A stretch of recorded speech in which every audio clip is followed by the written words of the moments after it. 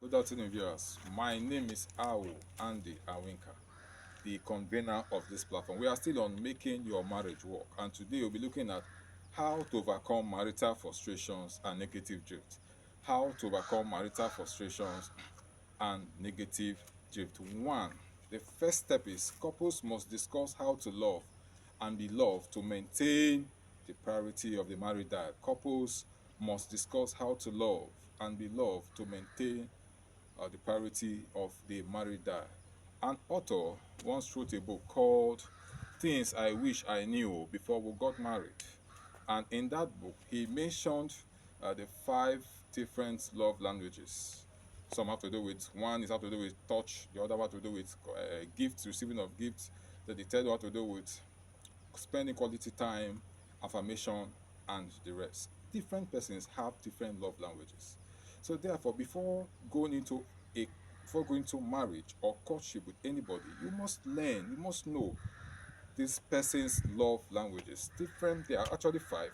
Of course, like me and my wife, for instance, my wife has hers, mine is also have mine too. My wife's love language is different from mine. Hers might be quality time, and saying okay, mine might be affirmation. So couples must learn before you go into the marriage. You must learn what is this person's love languages. How does this person express love? How does this person want to feel loved? So couples must discuss how to love and be loved in order to maintain the priority of the marriage diet. We talk about priority of marriage have to do with marriage needs. I said that before. The needs, marriage needs. So couples must discuss it. How do you discuss these things? Like for instance, in my own situation, for instance, no, I go to work in the morning from 7:30 to 4:30. I'm in the office. Now, from that 4:30 or 5 a.m. or 5 p.m. rather, once I'm back from office, I spend time to discuss with my wife. Five, six, seven, eight are no go areas for me.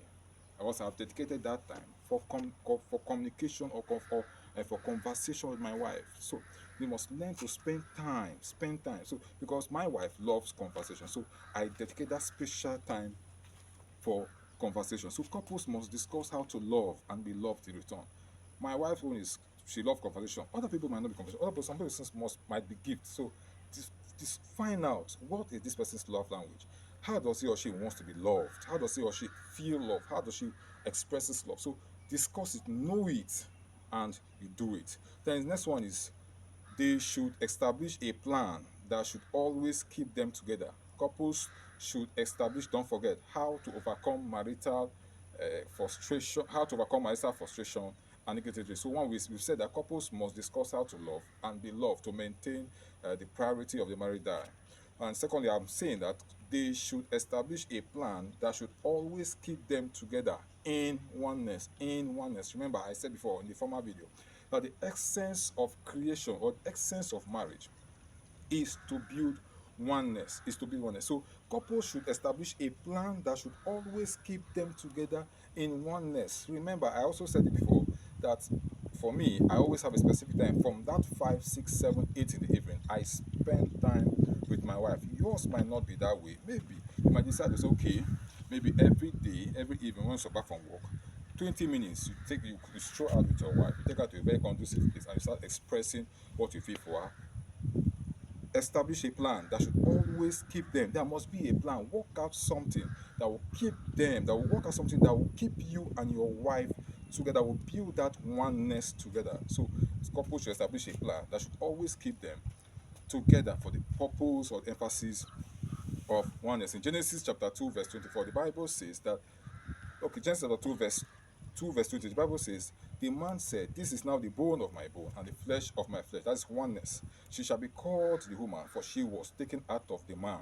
In verse 24, that is why a man leaves his father and his mother and is united to his wife, and they two shall become one flesh. That is oneness. So the essence of marriage is to build oneness. So the plan you are establishing is to build oneness, unity, love between you and your wife. That's in Genesis 2:25.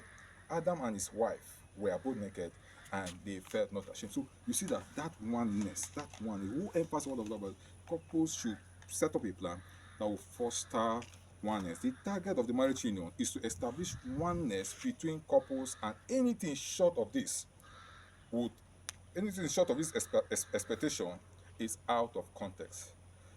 We've come to the end of this series. Please follow us on our page on on Facebook, God's Family House TV. That's on Facebook, and also on YouTube, God's Family House TV at Awu and the Awinka. Stay tuned, and I love you.